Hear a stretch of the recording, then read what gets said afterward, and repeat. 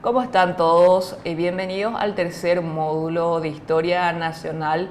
En esta ocasión vamos a estar analizando la figura de don Carlos Antonio López y por supuesto su carta política del año 1844. Algunos la consideran nuestra primera constitución. Carlos Antonio López Ifrán nace un 4 de noviembre del año 1790, aunque hay otros biógrafos que lo sitúan su fecha de nacimiento 1792. Fallece un 10 de septiembre del año 1862. Fue un político, periodista, jurista, maestro y un gran estadista paraguayo. Ocupó cargos como el consulado con Mariano Roque Alonso. Estamos hablando del segundo consulado instalado por el Quinto Congreso Nacional en el año 1841. Y justo al término del consulado se llama a un congreso en el año 1844, donde se aprueba esta ley que vamos a desarrollar hoy, la ley que establece la administración pública, que podremos considerar como la primera norma política fundamental en la historia del Paraguay independiente. Don Carlos Antonio López es considerado el primer presidente constitucional del Paraguay porque con él se inicia un periodo constitucional que abarcaría hasta el año 1870.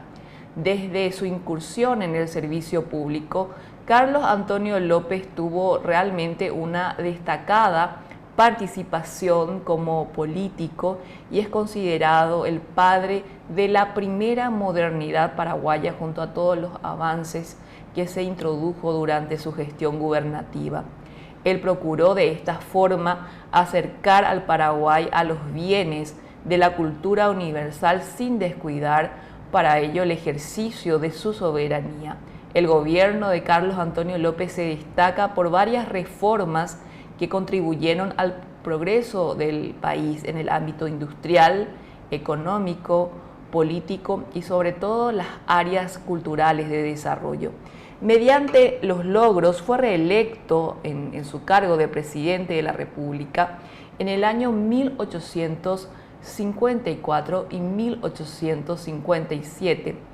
Fue quien estableció las bases jurídicas en lo concerniente para nuestra economía agraria ganadera, que se regía por las pocas leyes heredadas en las Indias. Tenemos que recordar a esta altura que tanto en el gobierno del doctor Francia como el de Carlos Antonio López y posteriormente el de Francisco Solano López, que vamos a estar analizando, regían las leyes de partidas junto con esta carta política o constitución, como algunos lo llamarían.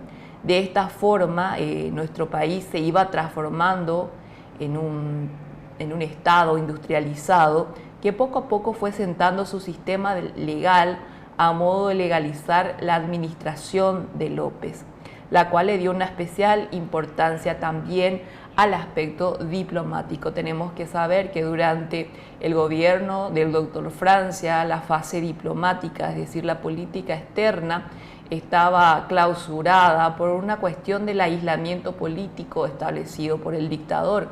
Hay que entender que en la región, en esa época, las luchas eran sangrientas, existía una anarquía total y el doctor Francia decidió por no inmiscuirse en los problemas de otros estados.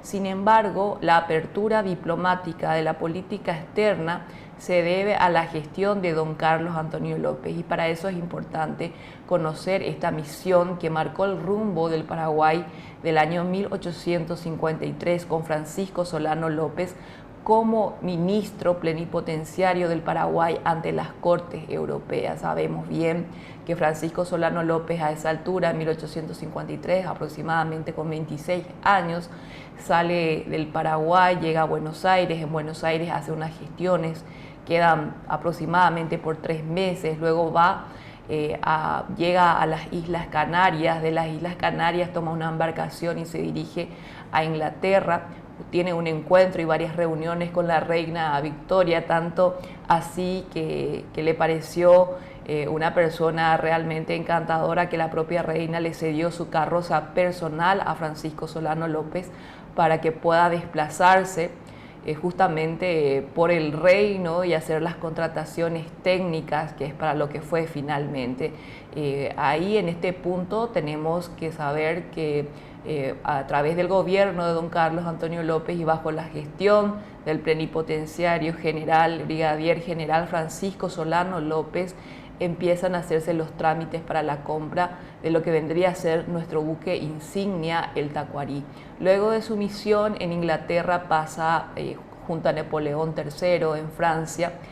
Napoleón, al recibirlo por su grado militar, le cede una cortesía de impartir unos ejercicios militares en el Champ de Mars, y así sucesivamente vemos que toda la gestión diplomática es exitosa en Europa, basada en el reconocimiento por papeles de nuestra independencia nacional y también tratativas de firmas de tratados y ratificaciones de comercio y navegación por nuestras aguas, que eran libres para todas las banderas del mundo que querían comercializar con nosotros.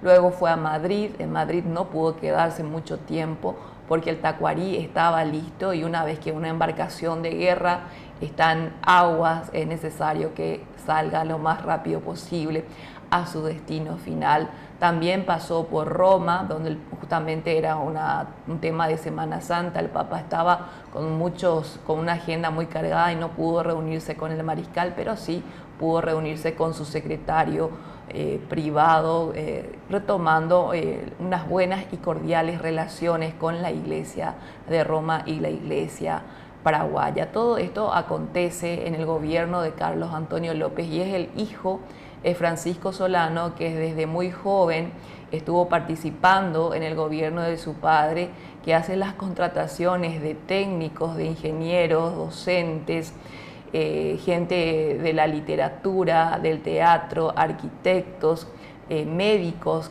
que vienen a prestar sus servicios, por supuesto, en el Paraguay. Y conocemos las famosas becas de don Carlos Antonio López, que fue el envío de unos jóvenes que fueron a tener una instrucción en Europa, y de esa forma el desarrollo y la modernidad llega a la República del Paraguay. Justamente en su gobierno, sin embargo, se vivieron muchos sobresaltos en el sentido de la diplomacia, porque don Carlos Antonio López, a pesar de lo que se suele leer en los libros, era el presidente de la República, y su principal función era de la custodia del territorio nacional y la defensa de nuestra independencia. Tanto así que para el año 1845, Rosas, el dictador de Buenos Aires, no reconocía la independencia de la República del Paraguay, tanto así que había choques entre los medios de prensa de la época, tanto así que don Carlos Antonio López, el 26 de abril del año 1845, da inicio a la apertura de un periódico, El Paraguayo Independiente, donde básicamente eran tres los objetivos de este periódico. Primero, la defensa de la independencia nacional contra los ataques de la prensa porteña. En segundo lugar, la libre navegación de las aguas del río Paraná, que siempre estuvieron amenazadas justamente por las clausuras en el sentido de los puertos a través de la gestión de Buenos Aires. Y por último, el objetivo de este medio de comunicación era la defensa de nuestros límites. Y como había mencionado, en el primer aspecto está el reconocimiento de nuestra independencia, cosa que veíamos postergada con relación a lo que justamente el gobierno argentino pretendía, que nosotros éramos una suerte de provincia rebelde y que teníamos que estar sometidos a ellos. Ante esta postura, en el año 1845, con una alianza con Corrientes, don Carlos Antonio López hace una proclama de guerra justamente a Rosas. Eso fue en el año 1845. En el año 1850 tuvimos también un problema con los luso-brasileros en la zona del Pan de Azúcar, territorio netamente paraguayo que fue invadido justamente por los militares del Imperio del Brasil. Entonces la orden de don Carlos Antonio López fue desalojarlos y recuperar nuestro territorio. Bueno, consecuencias, varios heridos y muertos. En el año 1855, justamente con la misión Pereira Leal, este diplomático que estaba aquí en Paraguay, desencadena toda una incursión de una escuadra naval de guerra en nuestras aguas y en nuestro territorio, puesto que no quisimos ceder como punto de negociación de límites entre el imperio y nuestro estado, el río Apa. En consecuencia, el almirante Ferreira de Oliveira, con más de 200 bocas de fuego, podemos decir embarcaciones, acorazados, llegan a la zona de Cerrito, justamente para hacer estas tratativas de negociación, a lo cual don Carlos Antonio López responde también con una fuerza bastante interesante, pero no llega a más de esto y se establecieron las negociaciones a partir del año 1856. Y así es que tuvimos varios inconvenientes, tuvimos el Waterwitch con los Estados Unidos en el año 1859. De este punto es donde nosotros, los historiadores que hacemos una revisión histórica, podemos concluir que don Carlos Antonio López jamás le dijo a Francisco Solano López que él tenía que resolver las cosas con la pluma, cuando en momentos álgidos y necesarios don Carlos Antonio López siempre estuvo presto, con toda la reorganización de las Fuerzas Armadas ya establecidas, a reaccionar ante este tipo de amenazas. Tenemos que saber que lamentablemente en la historia paraguaya hay muchos dimes y diretes que supuestamente don Carlos había establecido, como que don Carlos no era hijo, es decir, Francisco Solano López no era hijo de don Carlos, y todas estas cuestiones que rayan más bien al cuento y no a la historia, porque en la Academia Paraguaya de la Historia en el año 1984 se publicó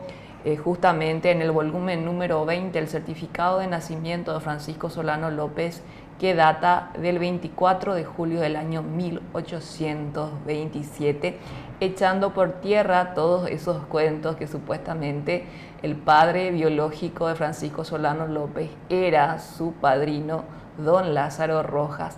Además, en una proclama de guerra de un documento tan importante firmado por el presidente de la República, expresa claramente, cuando hace referencia a Francisco Solano López como mi otro yo, que estaba totalmente seguro de depositar justamente esta responsabilidad de hacer la guerra para la defensa de nuestra independencia en su otro yo, con una referencia clara a Francisco Solano López.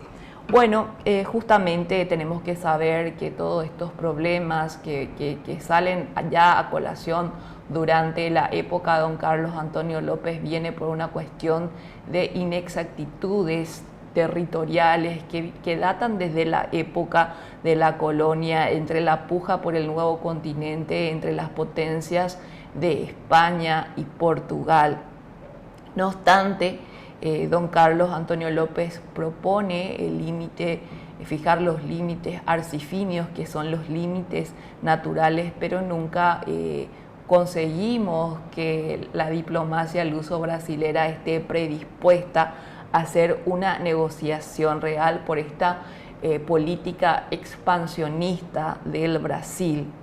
Es así que también podemos mencionar ya en la materia educativa que él fue uno de los aportes más grandes de don Carlos Antonio López, aparte de otorgar la beca a los jóvenes que ya había mencionado, justamente apoyó la creación de academias literarias, apostó por una generación de jóvenes realmente más ilustrados, quienes tendrían luego en épocas ya de guerra realmente un rol real protagónico, una destacada actuación y también en el tema de la posguerra, ¿verdad? Cuando estábamos en plena ocupación militar.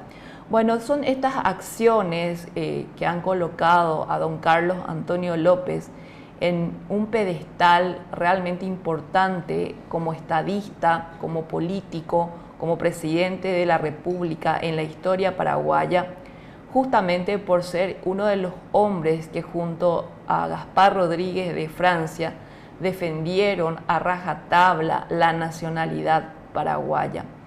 En materia edilicia, durante su gobierno fueron varios los arquitectos y los ingenieros europeos que llegaron al Paraguay con la misión de construir amplios edificios y estructuras públicas a los que se podía encontrar incluso similares, muy parecidos a estructuras que se pueden ver en Roma o en París. A su vez, Carlos Antonio López siguió esta política nacionalista con algunos, ¿verdad? Vamos a decir, con algunos sellos de su persona, pero de su antecesor, el doctor Francia, y posteriormente justamente logró el reconocimiento de nuestra independencia por varias naciones.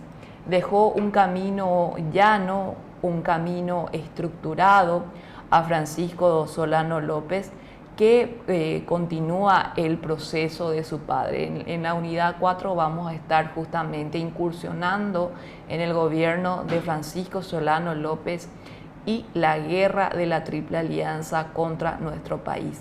Ahora vamos a pasar, como estamos en un curso relacionado a la política electoral, nosotros no podemos pasar de largo lo que es la Carta Política o la Constitución del año 1844, porque brindan las bases fundamentales al Estado paraguayo para su desarrollo y supervivencia. El proyecto de esta Constitución, ustedes tienen que saber que fue redactado por don Carlos Antonio López con colaboración de su secretario de Gobierno.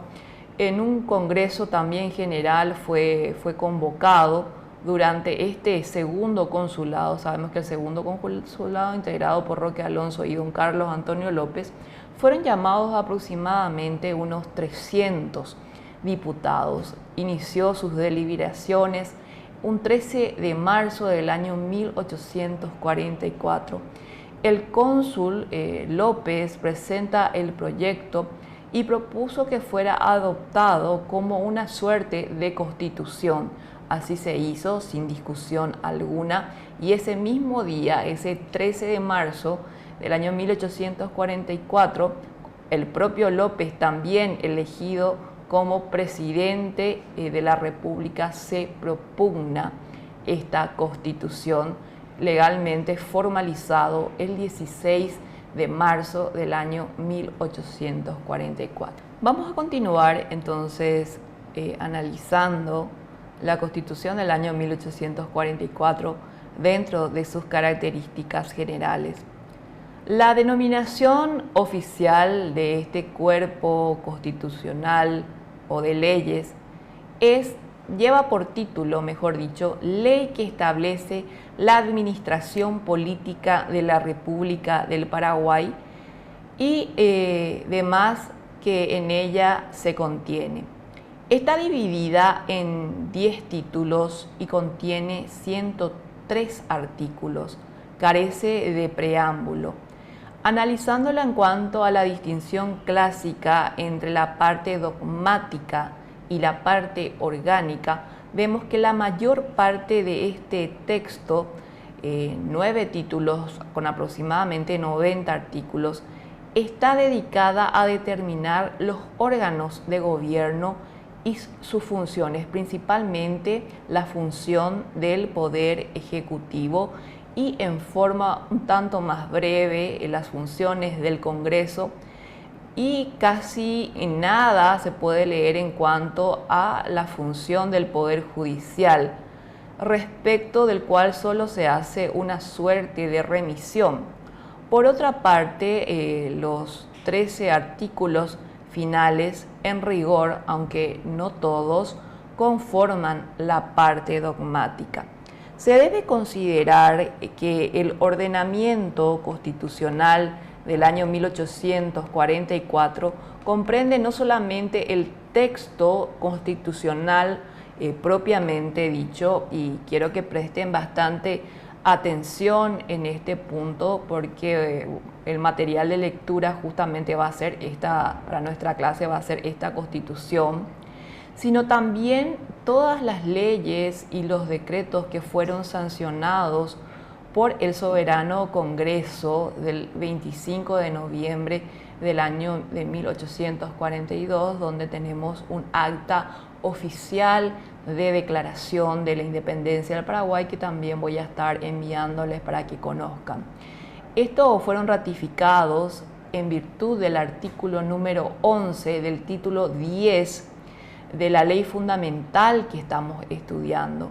Entre estos documentos cabe también mencionar el acta de la independencia, claramente con los símbolos nacionales, el tema de la libertad de vientres, que es un punto que tenemos que manejar, porque la historia oficial impuesta por los vencedores hace más de 150 años explica supuestamente que fue el príncipe francés, el conde d'Eu, uno de los criminales de guerra más grandes que se tuvo en la Triple Alianza, que supuestamente él vino a liberar a los esclavos en Paraguay, cosa que es una de las mentiras establecidas que tenemos que dejar de lado porque tenemos en esta Constitución ya el enfoque de libertad de vientres.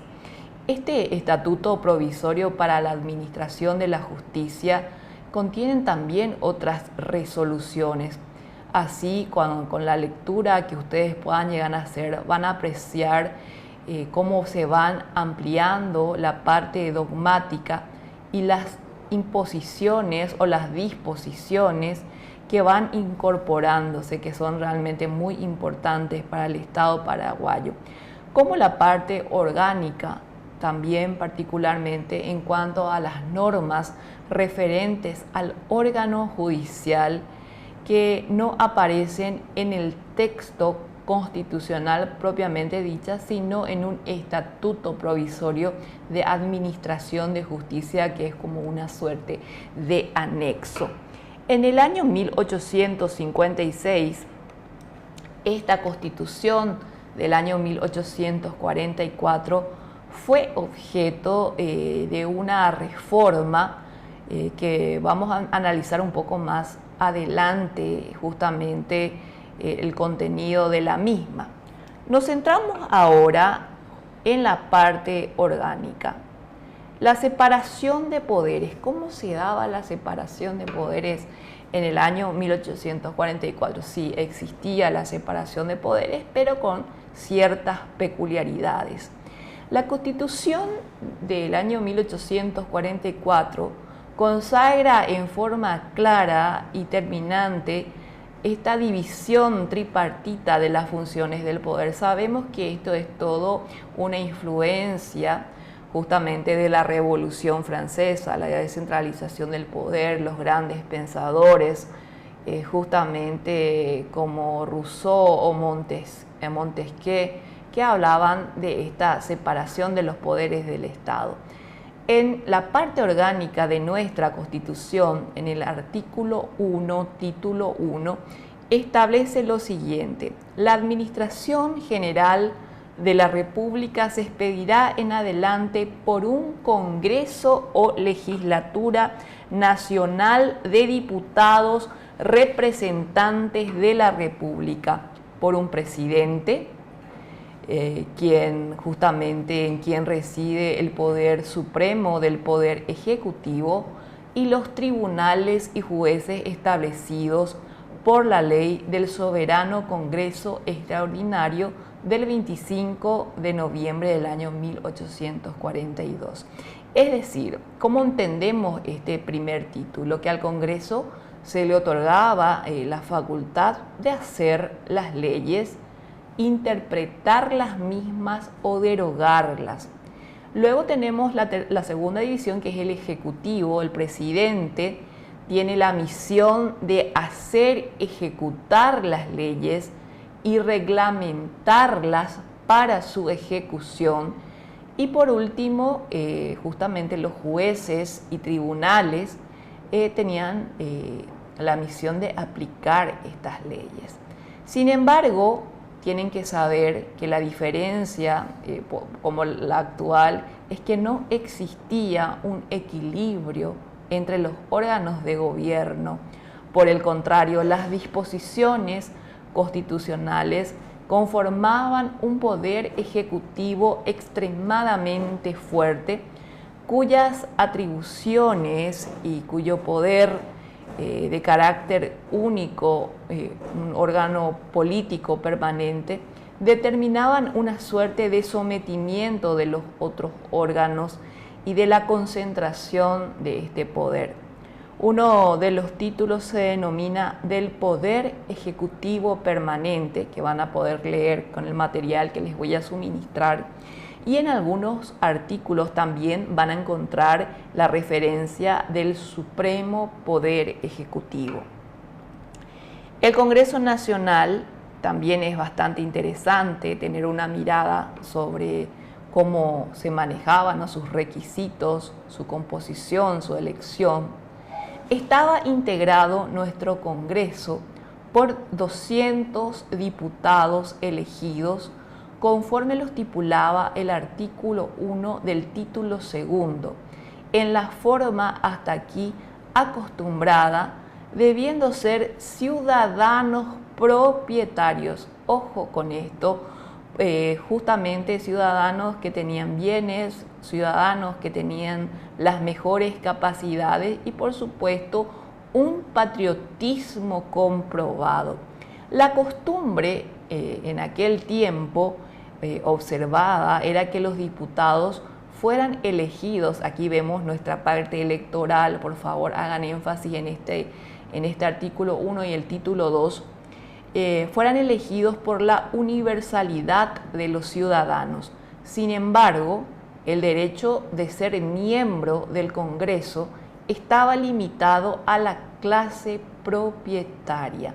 En otras palabras, todos los ciudadanos eran electores, pero solo los propietarios eran elegibles. Posteriormente, el Congreso General Extraordinario del 3 de noviembre del año 1856, cuando inician las reformas, la primera reforma a la Constitución del año 1844, disminuyó justamente de 200, disminuye a 100 el número de diputados y especificó los requisitos exigidos para desempeñar tal función, al establecer que los integrantes del Congreso debían ser ciudadanos revestidos de las condiciones de la propiedad, probidad, buena fama, conocido patriotismo, el goce de todos los derechos civiles y de una capacidad regular según versa el artículo número 1. Es decir, no podía tener demandas judiciales, no podía ser un inmoral, no podía ser ningún corrupto, es decir, tenían que ser ciudadanos probos. Asimismo, también se extendió a los electores una exigencia, ¿verdad?, de ser propietarios. En el artículo 2, los que no tenían tierra no podían votar, ni ser elegidos miembros del Congreso. En cuanto, siempre voy a hacer un punto aquí a explicar por qué, me dicen profesora, por qué solamente los que tenían tierras o los que tenían posesiones podían votar. Justamente para tratar de evitar el tema de la corrupción y de la venta de votos, que se le compre a la gente. Entonces solamente las personas que tenían sus propiedades, que tenían sus intereses en juego podían elegir. Bueno, En cuanto a la elección de los diputados, entonces se dispuso lo siguiente. Según el artículo número 2, el gobierno dirigirá una circular para la elección de los diputados, con designación del número que corresponda a cada distrito. Las juntas electorales serán convocadas y presididas en las villas por los jefes de milicias y las elecciones tendrán lugar a pluralidad de votos. Ahí cierra también ya parte del artículo 3. Se habla de las sesiones ordinarias y extraordinarias. El Congreso o Legislatura Nacional era convocado únicamente por el presidente de la República a sesiones ordinarias cada 5 años. Ahí vemos entonces realmente cómo el poder ejecutivo era el más fuerte entre todos. Y las sesiones de características extraordinarias, toda vez que las circunstancias demanden esta convocatoria. Una vez reunido el Congreso, se sesionaba durante todo el tiempo acordado. El presidente hacía la apertura del Congreso y pasaba su informe por parte oficial de cómo estaba el estado político de nuestra República, las mejoras que realizó, las reformas que consideren dignas de atención del pueblo también eran mencionadas en este punto y finalmente, luego de pasar este informe, se cerraban las sesiones. La atribución, esto es muy importante porque tenemos una guerra en vísperas a partir del año 1864, le correspondía al Congreso declarar justamente, oídos principalmente los motivos que expone el presidente de la República para tomar esta determinación tan importante. Es así que justamente el 18 de marzo del año 1865 el gobierno paraguayo declara la guerra a la Argentina, justamente porque la Argentina ya estaba en una flagrante alianza con el Imperio del Brasil.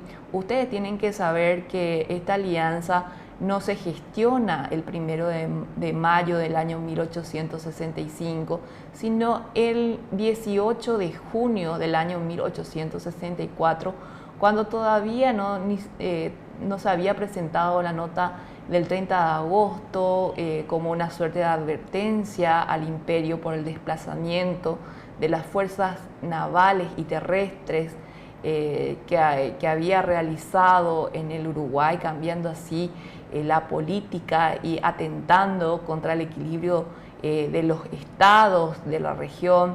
En junio de 1864 el tema del Marqués de Olinda ni siquiera se estaba en miras, pero la alianza para hacer la guerra al Paraguay ya estaba establecida. Ya se estaban negociando estos artículos que fueron ratificados en el mes de mayo del año 1865. También tienen que saber que en una planificación de guerra entre la Confederación Argentina y el Imperio del Brasil se dio el 14 de diciembre del año 1857 en la ciudad de Paraná con un protocolo binacional de tenor secreto para hacernos la guerra. Es decir, todas estas cuestiones que ustedes creen que nosotros, o Francisco Solano López fue el que declaró primero la guerra, o el tema de que nosotros nos inmiscuimos en un tema lejano con el Uruguay, bueno, estos temas no son así. Esta fue una guerra planificada 8 años antes y el Tratado Secreto de la Triple Alianza se firma un año antes, el 18 de junio, justamente en el PC de Venancio Flores, en Puntas del Arroyo de Puerto Rosario, y se desencadena lo que nosotros conocemos como la Guerra de la Triple Alianza. Bueno, justamente algunos ejemplos de estas hostilidades. Tenemos que ir entendiendo el aspecto diplomático, que lo vamos a ir analizando en la cuarta unidad.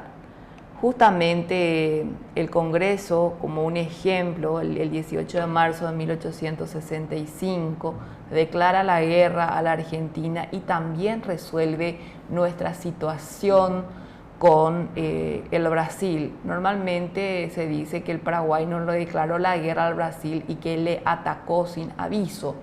Se desmiente esto en los análisis diplomáticos del contraultimátum paraguayo, de la nota del 30 de julio de 1864, en la nota del 3 y del 14 de septiembre del año de 1864. En estas tres notas estaban claramente establecidas la incursión armada del Paraguay en el caso, esto tenemos que saber, en el caso que el imperio decida atacar la independencia del Uruguay. ¿Y qué tiene que ver el Uruguay con nosotros? Tiene que ver absolutamente todo.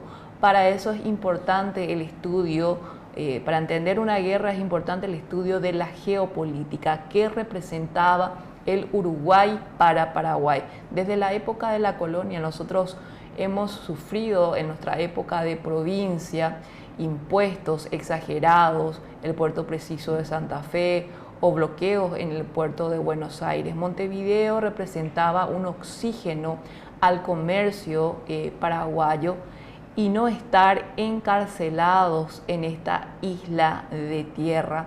Justamente si el Uruguay caía en manos del Brasil o en manos de la Argentina o en manos de ambos, el puerto estaría cerrado para nosotros y nuestra economía se vería en un peligro total, y eso implica hablar de la seguridad nacional. Y justamente estos problemas que teníamos con el imperio del Brasil o con la Argentina no lo teníamos con el Uruguay, puesto que no estaban en disputa justamente ningún límite, ninguna frontera con ellos. Entonces, justamente cuando un ultimátum no es cumplido, se convierte directamente en una declaración de guerra por términos militares. Y en este congreso que le estaba mencionando, cito, dice: apruébese la conducta del Poder Ejecutivo de la Nación para con el Imperio del Brasil en la emergencia traída por su política amenazadora del equilibrio de los Estados del Plata y por la ofensa directa inferida justamente al honor y a la dignidad de la nación, y usando las atribuciones del artículo 3, escuchen este dato, es muy importante, título tercero de la ley del 13 de marzo del año 1844, autorícese para continuar la guerra. Tenemos que saber entonces que nuestra legislación, nuestra Constitución del año 1844 le daba estas prerrogativas de declarar la guerra al Congreso Nacional, y lo hizo a la Argentina y al Brasil a partir del año 1865 de forma formal.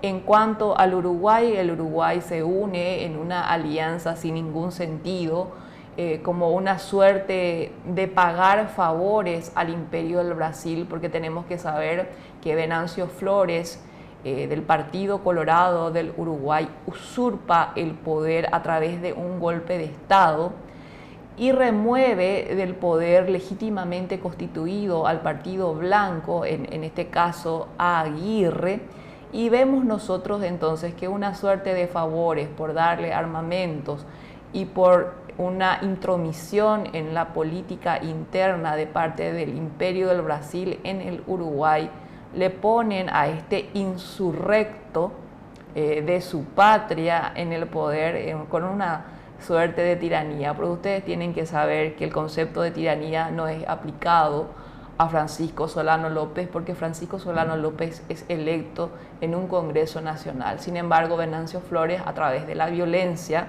a través de un golpe de Estado, se instala en el gobierno del Uruguay, y según el pacto de Santa Lucía realizado justamente con los brasileños, donde justamente se establecía que si él llegase al poder con la ayuda del imperio, él iba a estar formando una alianza, el Uruguay, con el Brasil para atacar el Paraguay, cosa que se cumplió. Muy bien, continuando nosotros con el análisis de la Constitución del año 1844, las atribuciones en materia de fondos públicos. El Congreso debía fijar los gastos generales en presencia de los presupuestos que se presenta a través del presidente de la República y recibir las cuentas de inversión de los fondos públicos, examinarlas y aprobarlas. En otras palabras, el presidente debía someter al estudio y aprobación del Congreso el presupuesto de gastos del gobierno y posteriormente debía rendir cuentas de la ejecución de ese dinero otorgado al Ejecutivo por parte del Congreso Nacional. Teóricamente parecía un excelente mecanismo de control, pero del Congreso sobre el Poder Ejecutivo, pero al reunirse cada 5 años, ¿verdad?, de modo ordinario, bueno, vemos que las atribuciones del Ejecutivo finalmente eran mucho más amplias. Así es que pasamos a analizar ahora el Poder Ejecutivo. Tenía carácter unipersonal. El gobierno nacional permanente tenía que ser desempeñado por un solo ciudadano con la denominación de excelentísimo señor presidente de la República del Paraguay. Tenía, por supuesto, también sus requisitos, que para ocupar el cargo de presidente de la República se exigía ser ciudadano del fuero común. Esto implicaba no ser militar, con lo cual quedaban inhabilitados absolutamente todos los militares y todos los eclesiásticos. Tenía que ser natural del país, tener 45 años de edad cumplidos, tener capacidad para manejar al Estado, honradez, patriotismo, una buena conducta moral y poseer un capital propio de 8.000 pesos. Es decir, si no llenaban todos estos requisitos, bueno, no podías ser elegido como presidente de la República.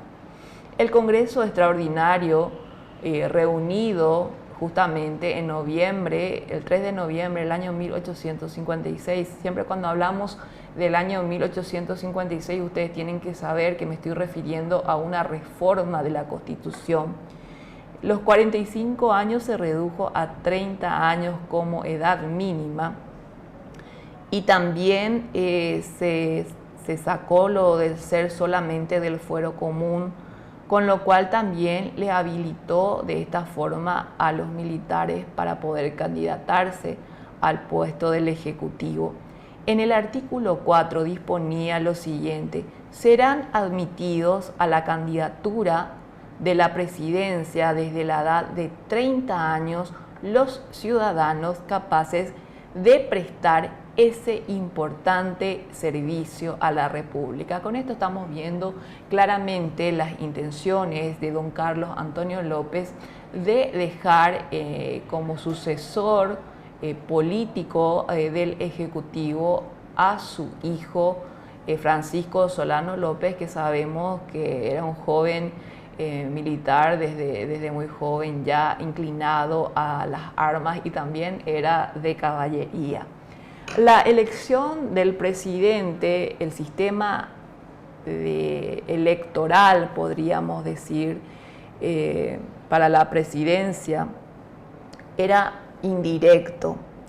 En efecto, el Congreso Nacional debía elegirlo en sesión permanente por votación nominal dada in voce por cada diputado, es decir, en alto, ¿verdad?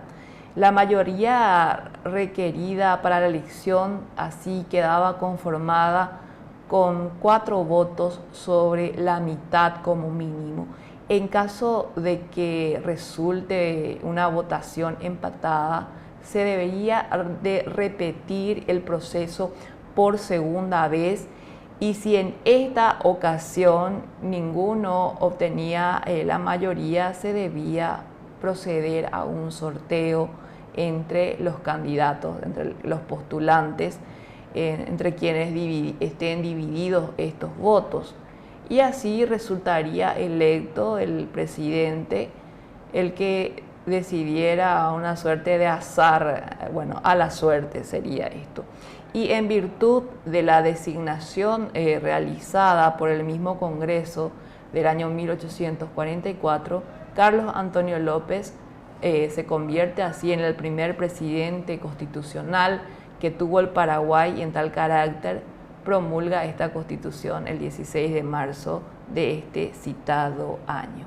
Vamos a hablar de ciertas atribuciones y también de la duración del periodo presidencial.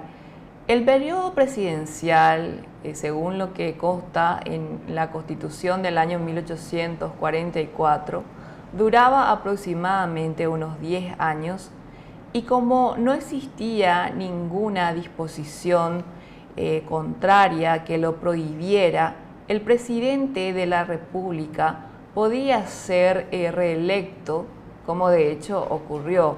En efecto, Carlos Antonio López fue reelecto presidente por un primer periodo comprendido entre marzo de 1844 a marzo de 1854.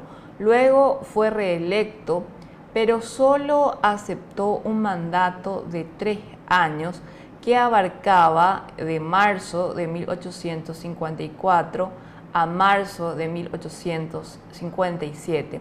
Posteriormente fue nuevamente reelecto por un periodo comprendido de 10 años aproximadamente, que no llegó a completar.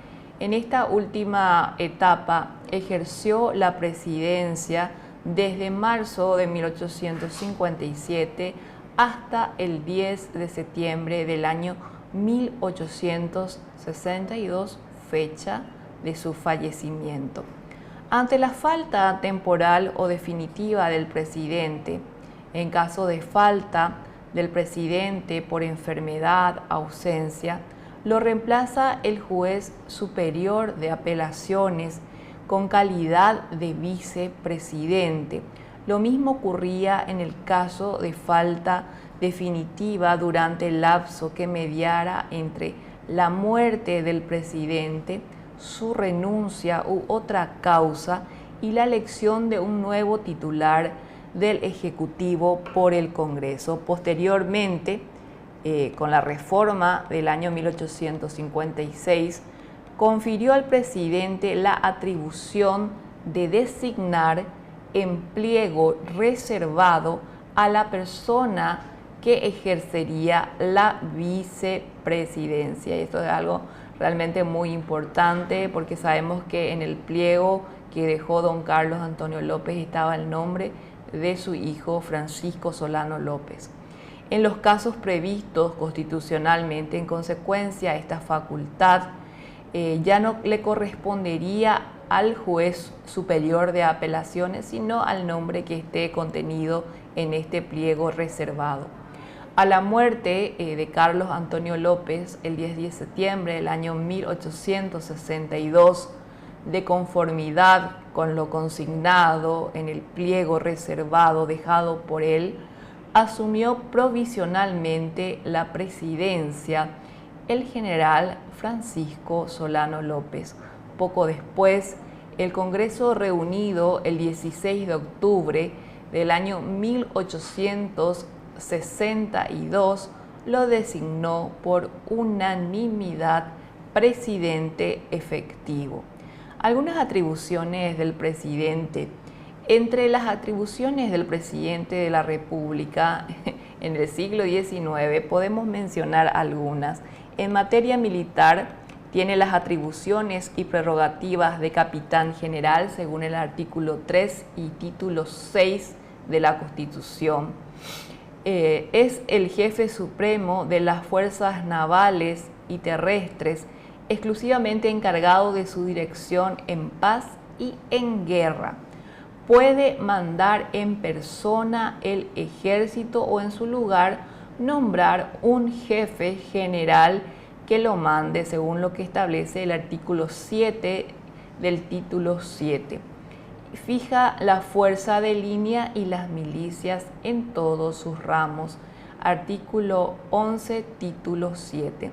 Su autoridad también es extraordinaria en casos de invasión, de conmoción interior y cuantas veces fuere preciso para conservar el orden y la tranquilidad pública según el artículo 1 del título 7.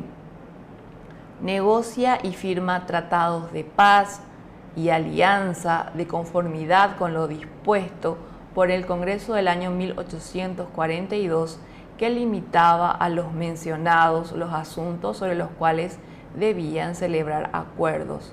Y en cuanto a las relaciones con la Iglesia, ejerce el patronato, nombra a los obispos y a los miembros del Senado eclesiástico, celebra concordatos con la Santa Sede, aprueba los decretos de los concilios, las bulas o breves pontificias y aplica el diezmo. Es juez privativo en las causas reservadas en el Estatuto Provisorio para la Administración de la Justicia.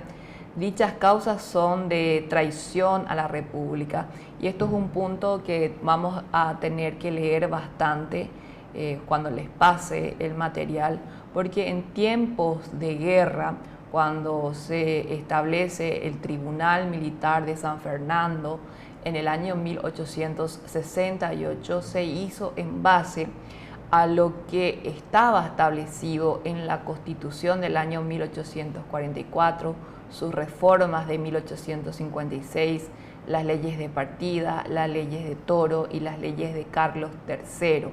Entonces, la traición al Estado y la traición a la República se pagaba con la muerte.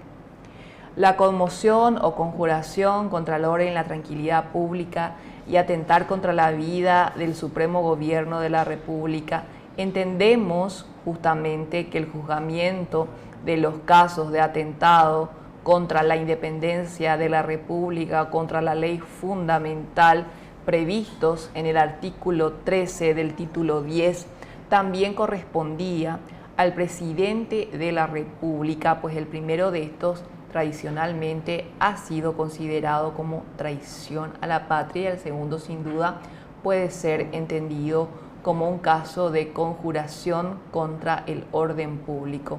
Se puede indultar, conmutar la pena capital previo informe del juez de la causa, puede conceder amnistías dando cuenta al Congreso Nacional, también los ministerios. En cuanto a los ministerios, no solo su número o su denominación quedaban librados a la voluntad del presidente, sino su misma existencia.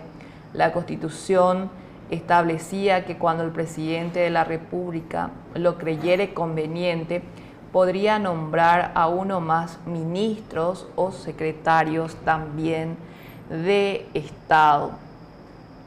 Durante el gobierno de los López, los ministerios fueron los siguientes: el Ministerio del Interior, Ministerio de Hacienda, de Relaciones Exteriores, de Guerra y Marina. El Consejo de Estado también apareció por primera vez dentro del derecho constitucional paraguayo en esta ley fundamental de 1844. En cuanto a su característica, se puede decir que el Consejo de Estado estaba delineado con un organismo asesor del presidente de la República, es decir, como un organismo meramente que dictamine estas cuestiones. Justamente nuestro ejercicio de nuestro próximo trabajo para la próxima entrega es analizar, leer específicamente estos artículos del año 1844, esta Constitución, específicamente los relacionados a las funciones del Poder Ejecutivo, del Presidente, del Congreso Nacional, las atribuciones militares de este en casos de guerra. Así que les deseo a todos una excelente lectura que es necesaria que la hagan para poder entender luego el siguiente módulo que está relacionado con la guerra de la Triple Alianza contra Paraguay. Nos encontramos próximamente.